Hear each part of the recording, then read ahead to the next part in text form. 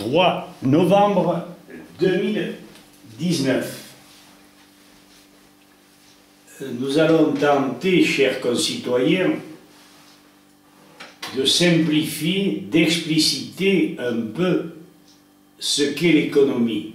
Car si nous ne pouvons pas comprendre ces mystères, parce qu'ils n'ont jamais été expliqués ni à l'école ni ailleurs, vous serez toujours ennuyé, toujours blousé, et vous resterez incapable de réagir et de faire changer les choses.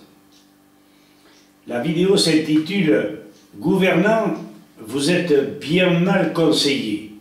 Nous suggérons à Charles Gave et François Asselineau d'apporter leur critique pour qu'ils puissent encore préciser les points que nous n'aurions pas explicités. Et nous y allons. Ils gouvernent mal en économie parce qu'ils n'ont pas en tête les exemples des crises financières passées, jamais résolues. Un mystère complet plane sur l'économie. Et ce n'est pas un hasard. Tâchons de comprendre l'ABC de cette mal-aimée afin d'y faire face. Les échanges entre producteurs et consommateurs doivent être optimums. On oublie trop souvent que le travailleur ne reçoit un salaire que s'il est employé dans les productions ou services.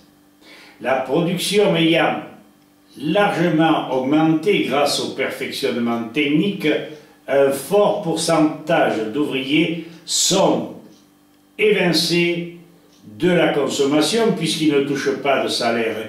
Et quand bien même toucherait-il une pension en tant que chômeur, cette pension étant moindre, l'économie, ou du moins la production, ne pourrait pas être répartie. D'où mes ventes. Le rôle du gouvernement est impératif. Anticiper sur cette réalité, y faire face avec bon sens afin d'éviter tout déséquilibre. Il est essentiel de comprendre que l'entreprise devrait régler fournisseurs et personnel avec des traites escomptables. À vous de voir quelle est la définition de cette traite escomptable. Mais en tout cas, sachez que lorsque on escompte, c'est avec de très faibles pourcentages qui reviennent aux banques. Et ces traites escomptables sont acceptées par l'organisme de crédit habilité par l'État. En outre, pour que le crédit ne se traduise pas par une inflation monétaire, il faut que la production suive et se vende. Et pour qu'elle se vende, il faut à tout prix revenir sur l'essentiel, que la valeur de cette production nationale soit équivalente à l'émission monétaire gratuite sur tous les citoyens, afin que chacun puisse consommer et épuiser cette production. Le crédit le plus coûteux ne diffère en rien du crédit gratuit. Une telle conception était celle d'une économie suédoise et allemande qui brillèrent avant la guerre. Estimant, et ça c'est très important, que la richesse d'une nation réside dans des biens réels, mis en valeur par le travail, et non dans des signes monétaires, quels qu'ils soient. Il serait bon, pour les curieux, qu'ils lisent le livre d'Albert Rivot, Le relèvement de l'Allemagne, chez Armand Kohler, et le livre de l'expert comptable Gaston Puel, Pourquoi la pauvreté lorsque les produits abondent, aux éditions Tiers-Monde. Chacun doit savoir que l'intérêt des emprunts constitue pour les entreprises une lourde charge engendrant l'ascension des prix. Des études gouvernementales aux USA montrent que la courbe de la production et de l'emploi aux alentours de 1920 démontre que la première courbe, celle de la production, poursuit sa production, alors que la seconde s'infléchit définitivement. La production industrielle également,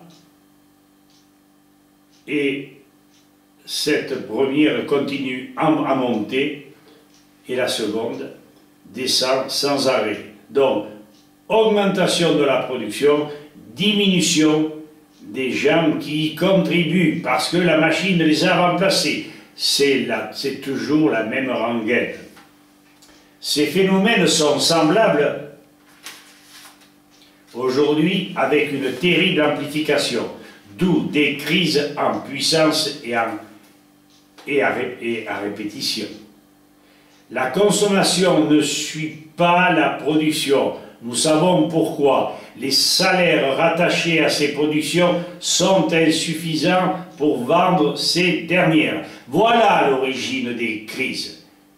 C'est bien simple, même si d'une manière générale, l'économie dans sa globalité est plus difficile à saisir. Parce que les gens ont établi des règles qu'ils n'ont jamais voulu expliciter. D'autre part, la loi du 3 janvier 1973 n'a pas arrangé les choses, puisqu'elle cédait aux banques privées le droit de battre monnaie. Une monnaie créée à partir de rien, ex nihilo, et de la prêter à l'État, par exemple, contre intérêt. L'État empruntant alors qu'il reçoit, je le répète, les impôts et les taxes diverses journellement. Le plus grave réside dans le fait que nous participons au paiement des sommes empruntées, y compris les intérêts, empruntées inutilement, et qu'au fil des années, des sommes indues deviennent irremboursables. Je souligne en rouge l'usurpation de ce droit régalien oblige les gouvernements successifs à diminuer les frais de l'État dans bien des domaines, jusqu'à supprimer les personnels dans des services qui ne peuvent se passer de main-d'œuvre. Hôpital, perception, par exemple. Beaucoup de biens produits dans le contexte actuel. Les magasins regorgent de denrées et articles divers. Ils ne peuvent s'écouler. Et des milliers de personnes sans toit, affamées, gèleront de froid cet hiver. Attendrez-vous, gouvernementaux, députés, qu'un homme plus dégourdi que vous promette le travail à temps plein et tienne parole en multipliant les industries de guerre pour faire face aux méventes? Ceci nous pend au nez. C'est déjà annoncé.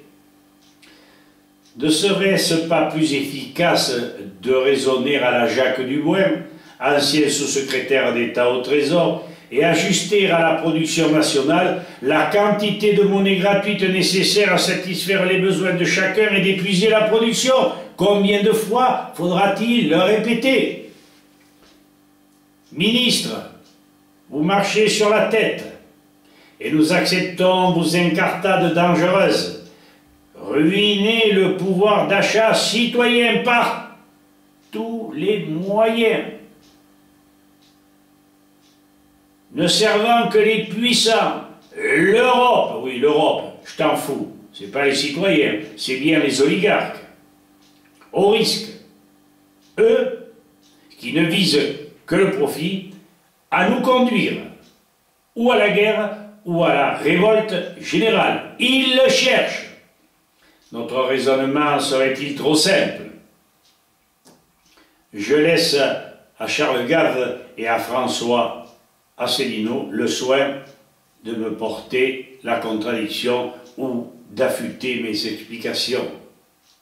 Un Dubois, un Allais, Maurice, prix Nobel, aurait été bien plus célèbre qu'un Roosevelt ou un Pompidou si la presse les avait mis sur le devant de la scène, qualifiés de bienfaiteurs. Voilà, en quelques mots, ce que j'avais à vous confier. Mais de grâce, soyez sympathiques, soyez reconnaissants.